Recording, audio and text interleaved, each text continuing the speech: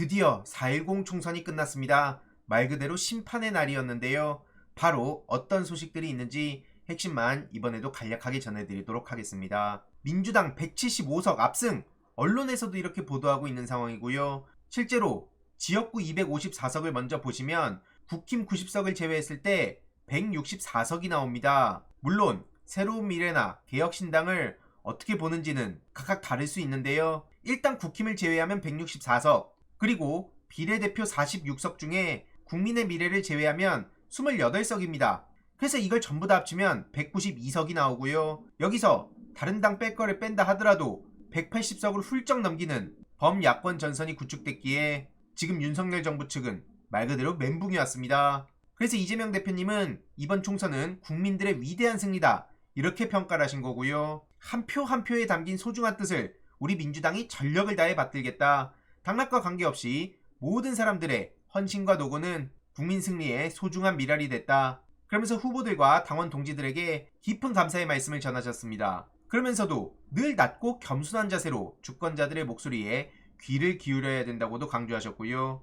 앞으로 민주당은 당면한 민생 문제 해결에부터 적극 앞장서겠다, 이렇게 강조했습니다. 무엇보다 지금 윤석열 정권 심판에 대한 열기가 거셌던 가장 큰 이유가 바로 민생 문제 아닙니까? 먹고 사는 문제는 내팽개치고 대통령은 말 같지도 않은 자화자찬이나 하고 있고 무슨 대파 타령에다가 심지어 여당 비대위원장이란 사람은 그 문제를 해결하기는커녕 옆에서 자기 정치에만 급급했죠. 물론 엄청난 압승을 바라던 시민들의 아쉬움도 이해합니다. 절박한 심정으로 절까지 하던 험지 후보들의 낙선, 특히 부산 지역을 많은 시민들이 관심을 갖고 봤는데 여기에 대한 아쉬움이라든지 일부 우려하던 후보들의 당선이 마음에 걸리는 건 당연하다고 봅니다. 이에 대한 차분한 복귀는 필요하지만 민주당이 승리를 해서 윤석열 정부와 여당이 난리난 상황에 우리가 좌절까지 할 상황은 결코 아니고요. 앞으로 용산과 여당의 책임 떠넘기기 싸움 거세질 수밖에 없습니다. 그리고 제가 관심 갖고 보겠다던 화성을 예측은 틀린 거 인정하고요. 당선 축하 기간 동안에는 당분간 저도 조용히 있을 예정입니다. 아무튼 그래서 언론에서는 총선 압승을 진두지휘한 이재명, 대권 제도전 청신호, 이렇게 켜졌다고 보도를 하고 있고요. 그러면 지금 윤석열 대통령과 정부 여당은 어떤 입장을 보이고 있는가, 이걸 주목해서 볼 필요가 있습니다. 일단 윤석열 대통령은 총선에서의 국민 뜻을 겸허히 받들어서 국정쇄신을 하겠다, 속보로 이런 입장을 전했고요. 물론 이걸 믿는 사람들은 거의 없습니다. 아무튼 그러면서 국무총리, 대통령 비서실장, 정책실장, 전체 수석 비서관의 사의 표명 속보까지 전해졌고요. 여기서 한동훈 비대위원장의 근황을 보면 결국 위원장직을 사퇴한다고 하는데요. 본인이 정계를 은퇴하겠다, 이런 얘기는 없습니다. 본인은 본인 나름대로 다른 꿈을 꾸고 있는 것 같은데요. 문제는 조중동의 반응도 지금 정부 여당을 향해 매섭게 비판을 하고 있다는 겁니다. 일단 조선일보에서는 용산은 불통, 여당은 전략부재, 보수 지지층도 등 돌렸다, 이뿐만 아니라 오만 불통 윤석열 민심이 심판, 남은 3년 국정 어떻게 되나, 이렇게 지적하기도 합니다. 이외로도 3년 남은 윤석열의 최대 정치적 위기다, 인사권 행사조차 쉽지 않다, 이렇게까지 조선일보가 비판하는 상황이고요. 중앙일보도 마찬가지입니다. 한동훈의 정계 입문 111일 만에 최악의 성적표를 얻었다, 미래는 불확실하다. 한마디로 한동훈 위원장 본인이, 이젠 위원장도 아니죠, 아무튼 한동훈 씨가 본인이 어떤 꿈을 꾸고 있던 간에 미래는 불확실하다, 본인 뜻대로 안 될 거다, 이런 얘기를 중앙일보에서도 하고 있는 거고요.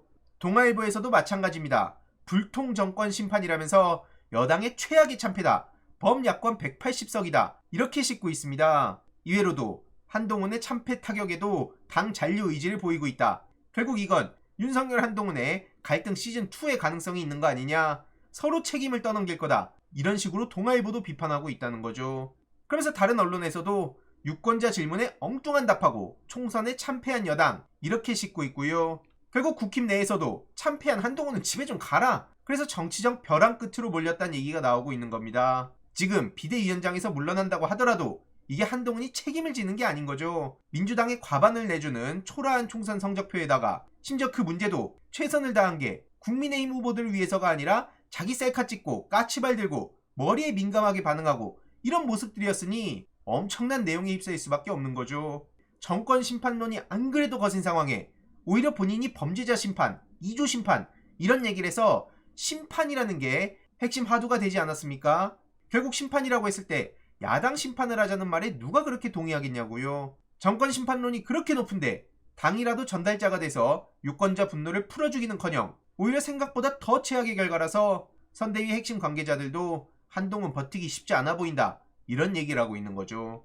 본인 딴에는 무슨 아이돌인 척 열심히 셀카 찍고 다녔지만 석 달 만에 정치적 벼랑 끝에 서게 된 거고요. 한동훈이라는 사람이 외연확장은커녕 캐릭터의 한계도 보여주고 정치적 역량도 부족하고 그런 와중에 남의 말은 듣지도 않고 그냥 윤석열 시즌2란 얘기까지 나오는 마당이라 이건 치명적인 약점이다. 국힘 내부에서도 이런 평가를 하고 있다는 게 굉장히 중요해 보입니다. 결국 중도층이나 무당층에서도 한동훈 씨를 싫어하는데 이걸 어떻게 한동훈이라는 사람이 수습해 가겠습니까? 심지어 당내 비판 세력도 포용하지 못한 모습에 외연확장에 전혀 도움이 되지 않았다, 사방에서 비판의 목소리를 전하고 있는 상황이고요. 결국 국민의힘은 20, 21, 22대 총선에서 내리 패배를 했습니다. 당정 갈등도 당연히 불거질 수밖에 없고요. 대통령실 입장에선 뭐라 그러겠습니까? 본인들은 최선을 다했는데 한동훈 씨가 정치를 제대로 못해서 이렇게 된 거 아니냐, 이런 입장을 보일 거고, 반대로 한동훈 씨나 다른 국힘 의원들 입장에선 아니 정부나 대통령이 똑바로 못하고, 그리고 아니 김건희 씨 같은 경우에도 지금 숨어 있었지만 김건희 리스크 솔직히 심하지 않았냐? 이런 얘기가 나올 수밖에 없다는 거죠. 당장 그러니까 민주당에서도 이채, 양명주 이걸 계속해서 강조하지 않았습니까? 이러니까 한 영남 지역의 의원은 당이 영남당으로 전락하고 수도권은 전멸 수준이다, 당은 극심한 혼돈에 휩싸일 수밖에 없다, 그리고 결국에는 윤석열 때문에 선거에서 졌다고 하지 않겠냐, 이런 얘기를 허투루 들을 필요가 없다는 겁니다. 결국엔 한동훈 위원장은 지난 몇 달 동안 실컷 자기의 충만한 모습을 보이면서 원없이 관심을 받고 자기 정치에 집중해왔는데요. 이젠 이거 다 돌려받을 시점입니다. 오죽하면 또 무도 유니버스까지 나온 상황인데요. 동훈 씨나 알죠? 나 지금 이 현실 믿기지 않아요. 이 짤과 형 나 동훈이야 했을 때 동훈인데 어쩌라고, 지금 이런 짤들이 빠르게 확산되는 걸 봤을 때 한동훈 위원장에 대한 비호감도가 단순히 민주진영 내에서만 있지 않다는 걸 알 수 있는 거고요. 네이버 댓글도 보시면 아시겠지만 여당의 처참한 수준입니다. 당장 원희룡 씨도 출구조사 열세인 상황에 무슨 말을 했습니까? 국민께서 정권 심판이 더 시급하다고 본 거다, 이렇게 발언했고요. 앞으로 이런 얘기들이 사방에서 쏟아질 겁니다.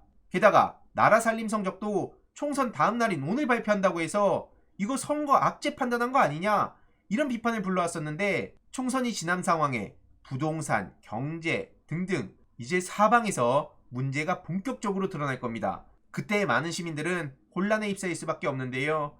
여기에 민주당이 아까 이재명 대표님 말씀처럼 민생부터 챙기고 잘 수습해 갈 거라고 믿습니다.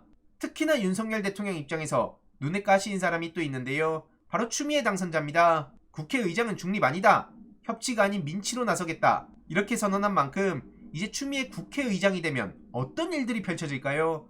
벌써부터 많은 기대가 되지 않습니까? 막판까지 정말 조마조마했는데 이번에 국회로 가셔서 더 많은 일들 하실 거라고 믿습니다. 벌써 당내 육선이라는 게 윤석열 대통령 입장에선 이게 무슨 의미인지 알기나 할까요? 그리고 이뿐만 아니라 차분히 우리가 복귀를 할 게 굉장히 많은데, 특히 박성민 씨처럼 저렇게 이재명 체제로 총선 치를 확률이 5%다. 아니 오죽하면 정치판에 펠레란 얘기를 듣고 있는데 이런 사람들 좀 이젠 걸러야 되지 않을까요? 계속 공중파 나와가지고 공회에 가까운 얘기를 쏟아내는 거, 이걸 그냥 냅둬야 됩니까? 그리고 심상정 씨도 많은 분들의 예측대로 5선이 좌절됐습니다. 녹색정의당은 심지어 빵석인데요. 빵석입니다. 빵석이라는 게 어떤 의미겠습니까? 이거는 더 이상 나는 옳고 너는 틀렸다, 현실 정치가 아무리 더럽게 싸우더라도 나는 그렇게 싸우지 않겠다, 소위 젖잘싸라는 게 더 이상 먹히지 않는다는 걸 알 수 있습니다. 그리고 그렇게 고고한 척을 한다고 해서 중도층이라든지 정치 저간여층이 마음을 주는 게 아니라는 것도 이번에 제대로 드러난 거고요. 아무튼 지금 각자 많은 생각이 들 텐데 민주당이 결코 좌절할 상황이 아니라는 거 다시 한번 말씀드리고 싶고요. 저도 다음 선거를 준비하면서 열심히 공부하고 주위 사람들하고도 토론도 하고 종종 방송에 나와서 힘을 보태도록 하겠습니다. 다들 정말 수고 많으셨습니다.